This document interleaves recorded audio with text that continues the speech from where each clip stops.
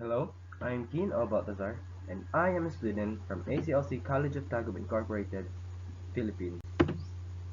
And I am here to give you a brief discussion regarding the study of ethics. And later on, we will be discussing further on what ethics really is. So, let's get started. So, what is ethics, by the way? Well, ethics is the study which focuses on determining what is right and what is wrong. And through this study, it will help you to identify and separate the right from the wrong. So, let's get moving. Now that you know the meaning of the word ethics, let's get moving to its history. So the history behind ethics is that it came from the Greek word noikos ethikos, which was derived from the word nositos, which literally means a habit or a custom. And now, as a branch of philosophy, ethics investigates the questions, what is the best way for people to live? And the other one, what actions are right and wrong in particular circumstances? So, in layman's term, ethics only seeks to resolve most problems in human morality. And in this field of philosophy, it seeks to give the understanding on what actions are good and evil. And on other branches, it talks about right and wrong, virtue and vice, and so for some others, it talks about justice and crime. Now, the question is, who is the father of ethics? Can you guess who? Anyone? Well, according to this article I saw, there are many people who have studied and contributed a lot in the study of ethics long ago. And there are some in the western parts of the world, in Greece most especially, and even in the eastern parts of the world. So what does this mean? Well, this means that there is no one father of ethics. Since there are a lot of them, we can consider them all as fathers of ethics, who have contributed to the studies behind ethics. So now, if someone asks you, who is the father of ethics? Then you would know what to answer. Ethics is considered to have started through the epic poems, like the Epic of Gilgamesh, the Iliad, and the Icelandic Eddas. One thing in common is that they are all portraying heroism through epic adventures and journeys. Ethical literatures also claim to have been found on some ancient civilizations, like Sumerians' Farmer's Almanac and the Egyptians' instructions of Amenhotep, which both advised farmers to leave some grain for the poor gleaners, and by doing so, they believed that the gods would give them blessings and favors. And some ancient religions lived under the golden rule, which do not do unto others what you don't want to be done unto you. As I've discussed earlier, ethics has many originations, since many people and philosophers have contributed to the study of ethics. And with that, let's discuss first the first one, the Jewish ethics. Since the origins of ethical monotheism in Judaism are commonly called as Hebrew, something Greek sounding like ethics may have said to have originated in Judaism up to 4,000 years ago, passed down in forms of traditions, of Torahs, oral, written, and mystical. Now the next one is very common to us all, and that is the ancient Greek ethics, which is founded by the philosopher Socrates, or Socrates for some other people call him, as portrayed in Plato's Republic, articulates that the greatest good is transcendent from good itself. The good, Socrates says, is like the sun. The sun gives life to the earth, and the good gives knowledge and virtue to the intelligible world, which causes happiness and goodness. And as what he thought, it is the aim of education, especially in philosophy. Now, the next one is something which most of us are really familiar to, the, the Christian ethics. Now, what is Christian ethics? Christian ethics is the passage of Torah's love your neighbor as yourself, and it was taken up by writers of the New Testament and made part of the theological centerpiece of Christian ethical stance. Now, in the New Testament, Jesus teaches that all commandments of Jewish religion's law could be summarized into two rules: love God and your neighbor. This is illustrated in the parable of Good Samaritan, which praises actions to help humans who are in need. The next one is the natural law theory or the natural law ethics. Now, in Middle Ages, Thomas Aquinas developed a synthesis of biblical and Aristotelian ethics called the natural law theory. According to this, humans can naturally determine what is right and what is wrong. So humans can inherently identify what things are good to do and what things are wrong and bad to do. Like, for example, murder is wrong. Well, naturally, murder is really wrong. But you know why? That's because life is essential to humans, so depriving someone of it is inherently evil.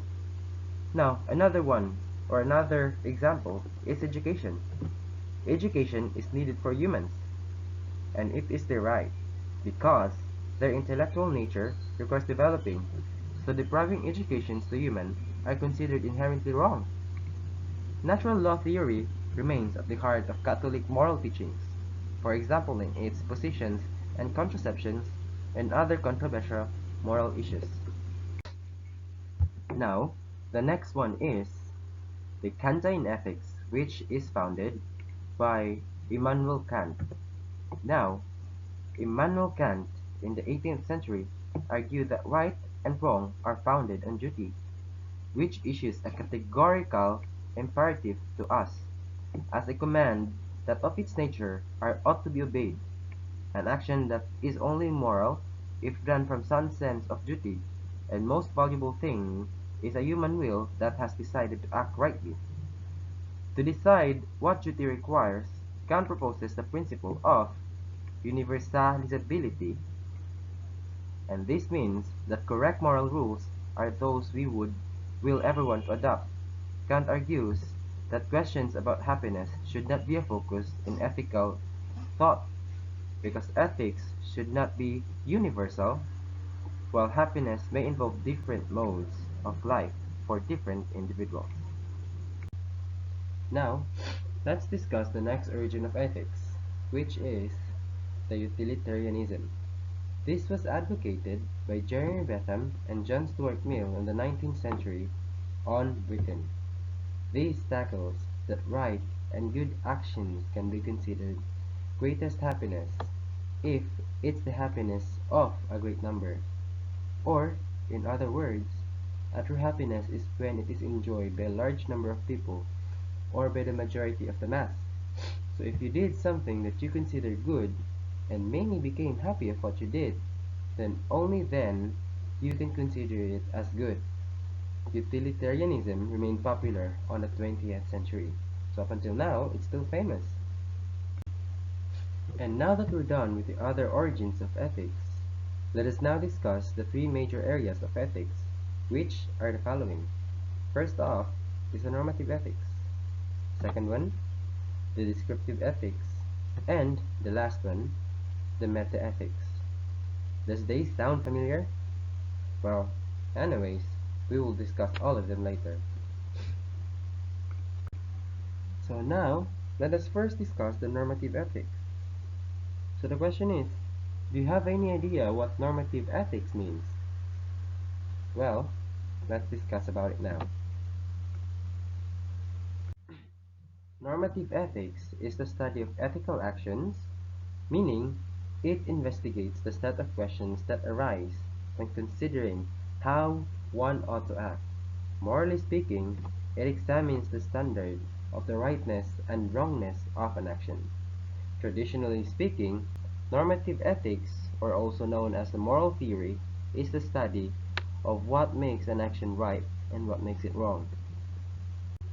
And now that we know what normative ethics means, let us now tackle the major theories that influences the normative ethics through the time. First off is the consequentialist or teleological theory. This says that the morality of an action is determined by its consequences. This means that no matter how good the actions you did, this won't change the morality of how you did the action. Does it sound confusing? Well, let me cite a good example.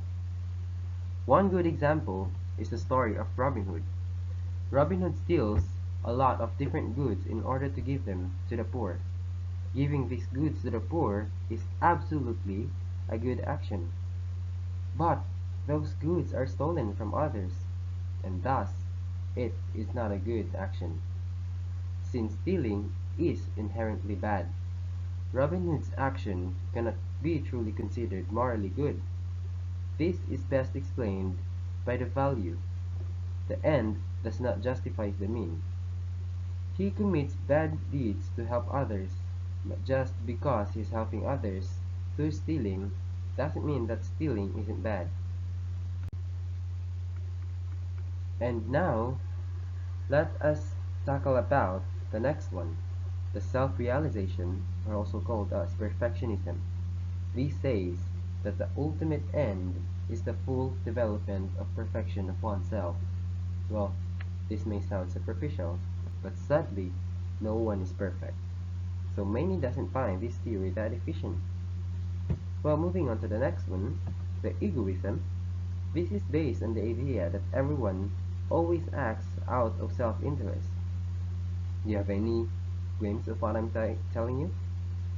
Well, let me cite an example. One good example is an action is good or right if it's the best interest of the person. This theory is solely reliant on the interest of a person. Well, and that concludes most of the egoism. Let's move to the next one, which is the situationism. From the word situation, this means that an action is considered good or bad depending on the situation where the action was done. One good example is the form of survival. One would do any means in order to survive, especially in times of epidemics or war, on zombies apocalypse, on movies or televisions that we usually see. People are forced to steal goods from establishments or even from other people's just to survive, and this can't be considered bad, since by that time everyone is already doing it just for survival reasons. So, depending on situations, or depending to the situations you're in, an inherently bad deed can be considered good, or vice versa. The next one is the deontological theory.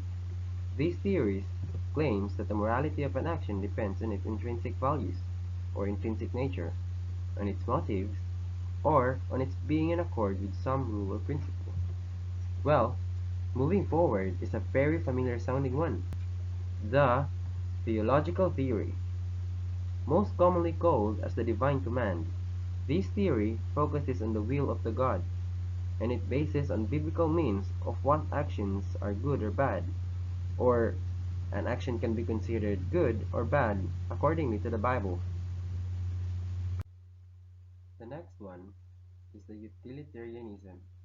This theory can be considered as hedonistic because it interprets happiness as a balance of pleasure over pain. The next one is the ideal utilitarianism. This theory says that one will ought to act to do all acts available that will produce the most good. A person will keep doing actions that he or she thinks that it's good, as long as it is good for that person's perspective. Then that person will keep doing things that would do him or her even more good. So as long as you see it good, then you will keep doing it to produce even more good. And for the last theory, which is the categorical imperative, this theory says that morally right actions is something that everyone, or the majority of the mass, is willing to act on the same way. Actions that are considered good by the mass will be ought to be acted by the mass. For example, giving some spare coins to the beggars are good in nature. Therefore, most of the crowd will do it since they saw it as good. Another one, killing.